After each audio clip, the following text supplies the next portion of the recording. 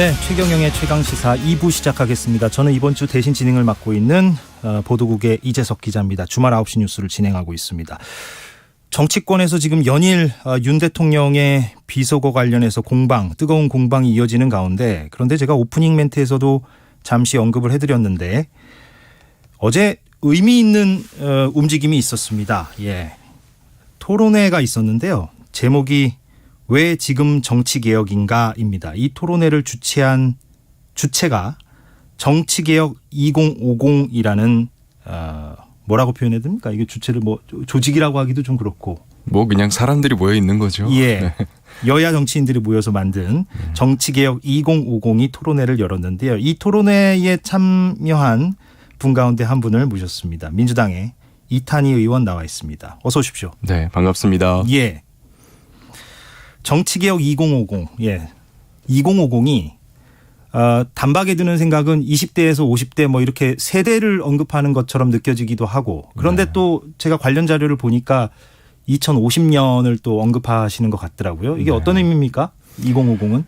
두 가지 의미 다 있다고 생각하셔도 될 것 같고요. 예. 2050년이라는 의미를 담은 거는 사실 상징적인 의미예요. 그러니까 딱 숫자의 의미가 있다기보다는 미래에 대한 이야기 좀 하자.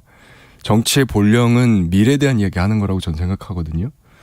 대한민국이 어디로 나아가야 되느냐 이런 이야기를 할 수 있어야 정치 지도자인데, 지금은 우리가 눈앞에 터진 현안들 쫓아가는 그걸로 지금 온갖 모든 매체들이 지금 도배가 되고 있는 상황이라서요. 미래에 대한 얘기를 해보자 이런 취지입니다. 예. 그래서 참석하신 분들을 보니까 여야 정치인들이 망라돼 있어요. 민주당에서는 이탄희 의원과 전용기 의원이 참여하고 계시고, 국민의힘에서는 김용태 전 최고위원, 천하람 변호사는 이제 혁신위원이고, 또 순천 당협위원장인가요? 네, 예, 순천갑. 순천갑 네. 당협위원장이고, 방송활동을 적극적으로 하고 있는 중이죠, 요즘. 그리고 정의당에서는 조성주 전 정책위 부의장도 참여를 하고 있고, 무엇을 위해서 이들이 모였는가? 예, 좀 종합적으로 얘기를 해주신다면. 간단하게 말해서 정치 개혁이죠. 예. 근데 정치 개혁이 뭐냐? 양당 혐오 정치 끝내자. 반사익 정치 끝내자. 이렇게 생각하시면 될 것 같아요. 양당 혐오 정치라는 게 구체적으로 어떤 겁니까? 그러니까 결국 상대 정당, 상대 정치 세력을 악마화해서 그 세력에 대한 혐오 감정을 일으키는데 올인하는 정치. 왜냐? 그 혐오 감정을 만들어내기만 하면 내가 아무리 못해도 상대방 혐오 감정에 기반해서 선거 이길 수 있다. 라는 그런 구조를 깨자는 거죠. 예. 그런 구조를 깨지 않으면 각 정치 세력이 상대방 혐오 감정을 만드는 데에 올인해서 그걸 최우선순위로 삼는 이런 방식이 바뀌지 않을 거다. 이런 문제의식에 공감하고 있는 모든 사람들이 모였다. 이렇게 생각하시면 될 것 같습니다. 근데 아이러니한 것은 이탄희 의원께서는 지금 그 거대 양당 중에 한 정당에 몸담고 계시지 않습니까? 맞습니다. 네. 근데 그 거대 정당에 몸담고 계신데 양당 혐오 정치를 타파해야 된다라고 얘기하는 게 그게 잘못됐다는 얘기는 아니고요. 예, 오히려 용기 있는 태도인데 좀 역설적으로 들리기도 합니다. 그런데 대부분의 국회의원들이 사실은 저랑 비슷하게 느끼고 있을 겁니다. 느끼고 있는 걸 말하지 않을 뿐이죠. 예. 저는 사실 제 개인적인 경험을 말씀을 드리면, 제가 한 1년 반 전인가요? 4.7 우리 재보궐선거 때 작년에 그때부터 처음 문제의식을 가지게 됐어요.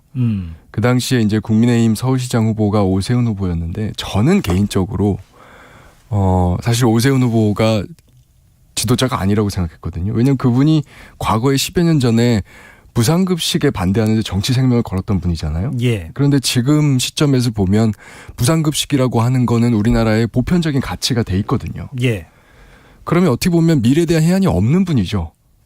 지도자가 되신다고 하면 나라를 거꾸로 끌고 가실 수 있는 분인데, 그런 분이 다시 나와서 서울시장이 되겠다? 이게 말이 되나?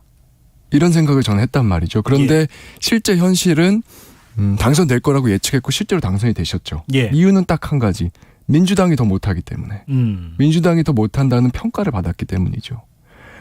그때 제가 느꼈습니다. 이게 대한민국 양당 혐오 정치의 문제구나. 이 혐오 정치 구조 하에서는 죽은 정치인도 다시 살아날 수 있구나. 어떤 분들은 좀비 정치 이렇게 말씀하시던데요. 계속 끝없이 살아난다고. 그거에 대한 문제의식을 제가 갖게 됐고요. 그러고 나서 그 눈으로 바라보니까 많은 현상들이 이해가 되더라고요. 왜 상대방의 문제점을 끝까지 물고 늘어지고 그걸 폭로하는 데 집중하는지. 왜냐하면 그것만 성공하면 나머지는 할 필요가 없거든요. 내가 잘할 필요가 없는 거예요. 그래서 우리나라 정치는 우선순위가 항상 상대방에 대한 혐오 감정을 일으키는 데에 포커스가 맞춰져 있고 나머지 문제들, 대한민국 공동체의 미래와 관련된 뭐 저출산 문제라든가 지방소멸 문제라든가 경제적 격차의 문제, 그리고 뭐 기후위기의 문제, 시민들의 안전, 모든 건 다 우선입니다. 그런 문제의식에 이제 공감하시는 분들이 정치개혁 2050을 꾸린 것 아니겠습니까? 네. 그럼 여야 정치인들에게 어떻게 누가 먼저 제안을 이렇게 하셨어요? 우리 이런 거 한번 해보자. 이심전심이라고 생각하시면 될 것 같아요. 네. 아, 그렇습니까? 다들 느끼고 있던 점이고요. 예.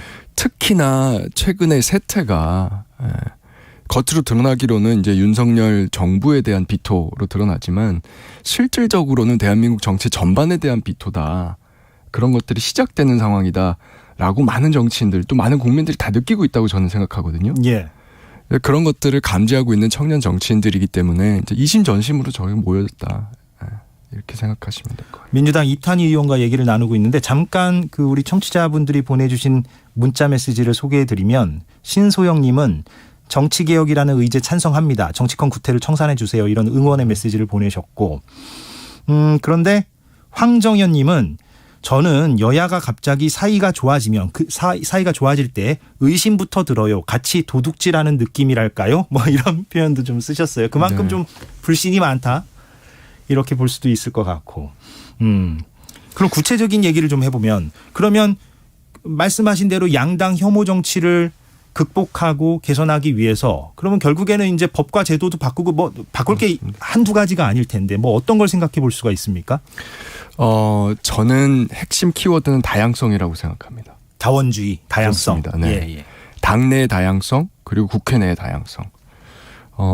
당내의 다양성으로 놓고 보자면 사실 최근에 우리 지금 그 대통령의 욕설 파문이 있잖아요. 이것만 봐도 그 짧은 5초도 안 되는 음성 파일을 가지고 정말 수십 가지 버전의 지금 해석이 난무하는 기가 막힌 상황이잖아요. 예.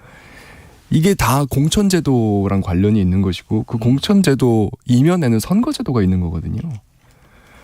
그래서 공천제도를 바꾸는 것이 바로 당내 다양성을 증진시키기 위한 방법인 것이고요.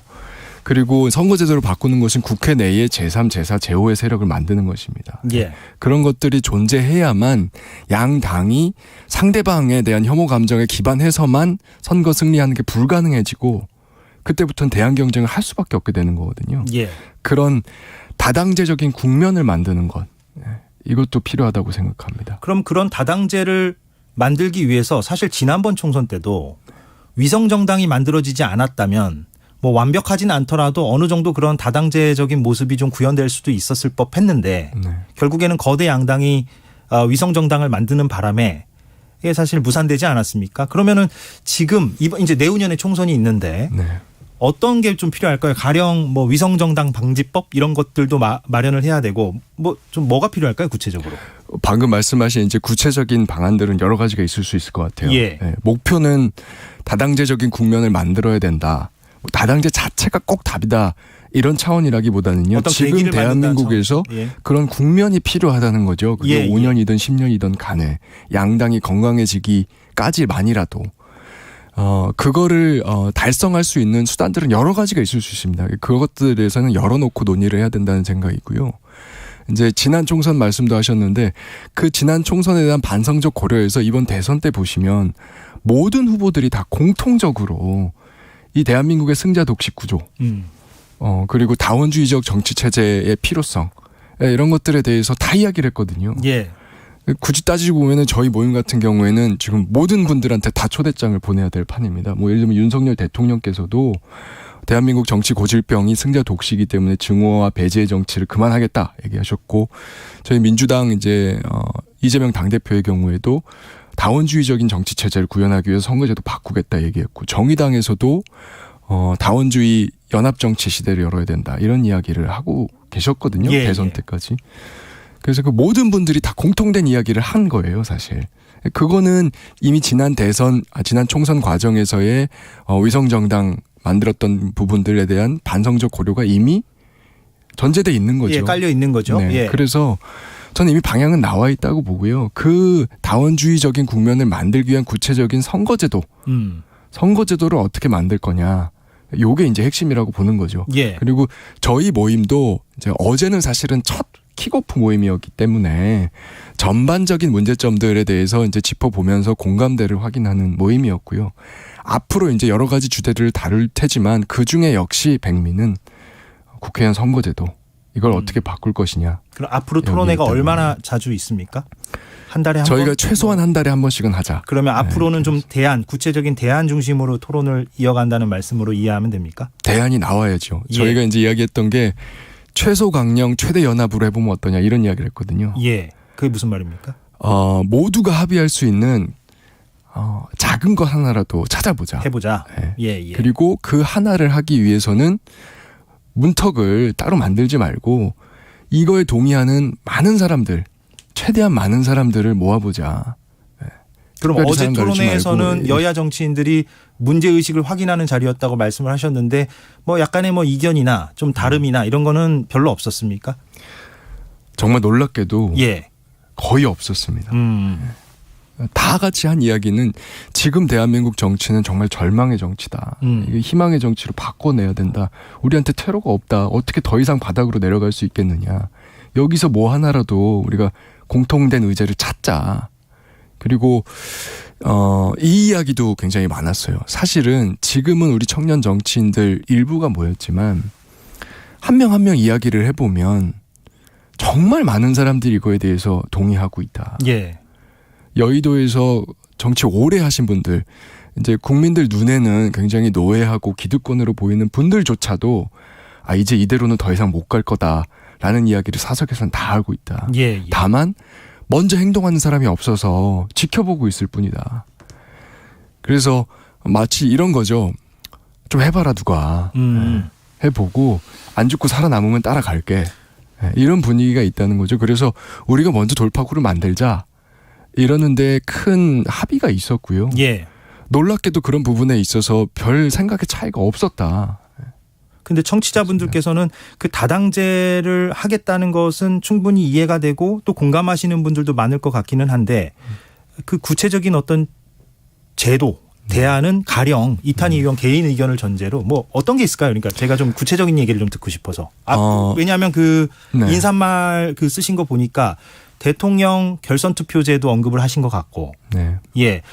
또 어제 토론회에서 뭐 그런 얘기도 나왔을 거 아니겠습니까? 뭐 비례대표를 좀 늘린다든가 정당 명부식 비례대표제를 한다라든가 뭐 그런 것들이 이제 나왔을 것 같은데 뭐 학계에서도 사실 어제 오늘 얘기는 아니고요. 이런 것들이.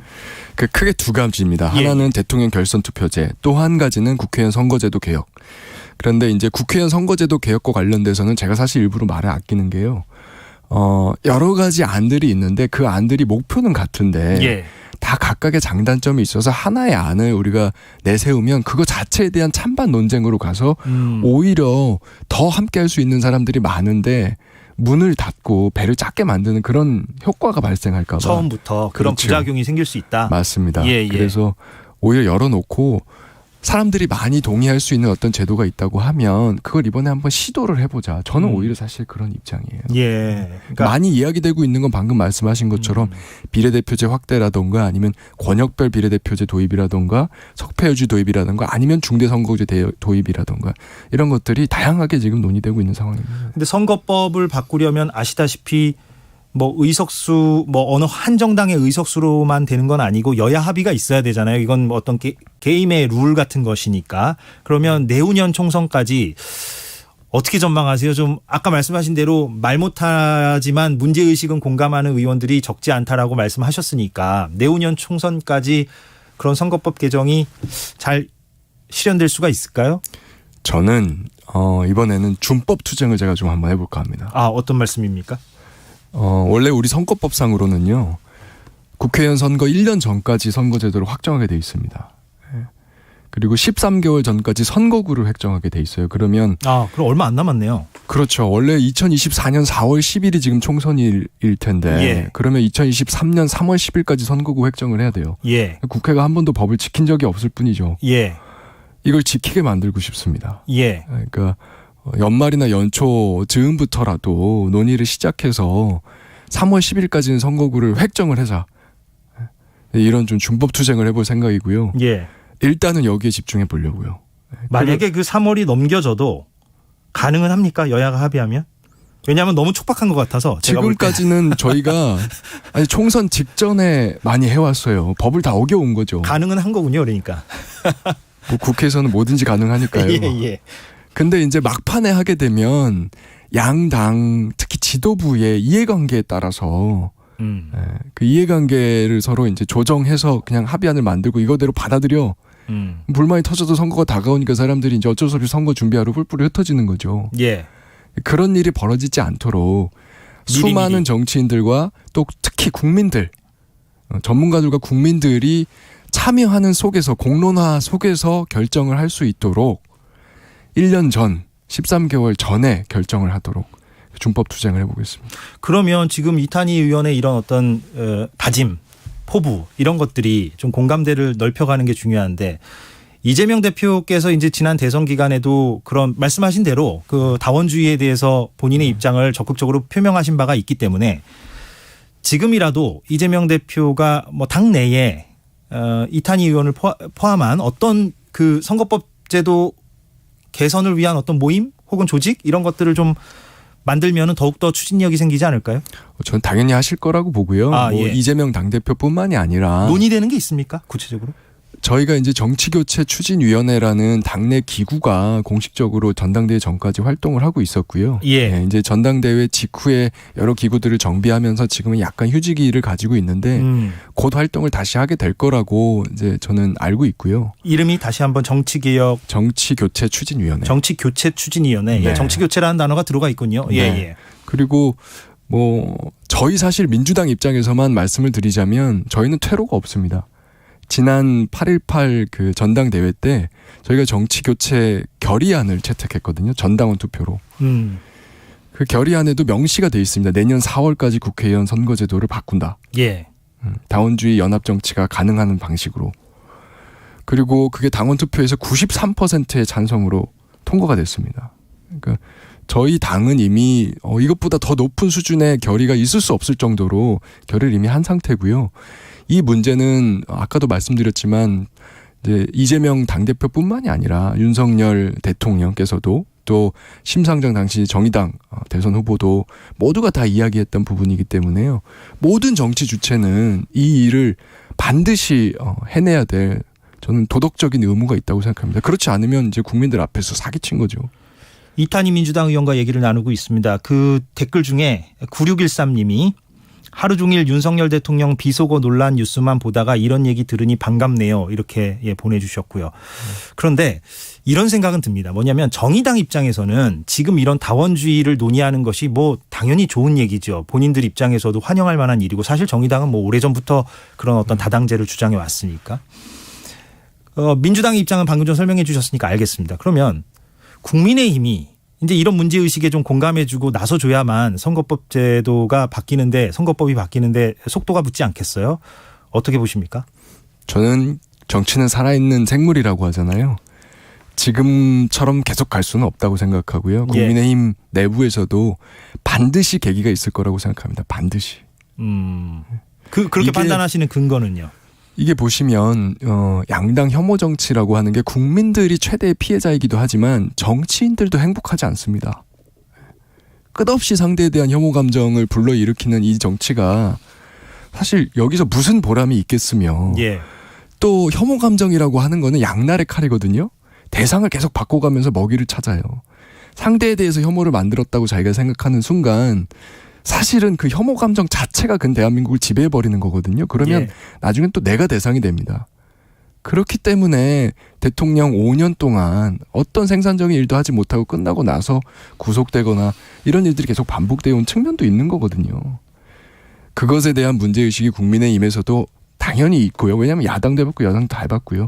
또 예전에는 우리가 10년 주기설로 바뀌었지만 이게 5년으로 더 짧아지고 있지 않습니까?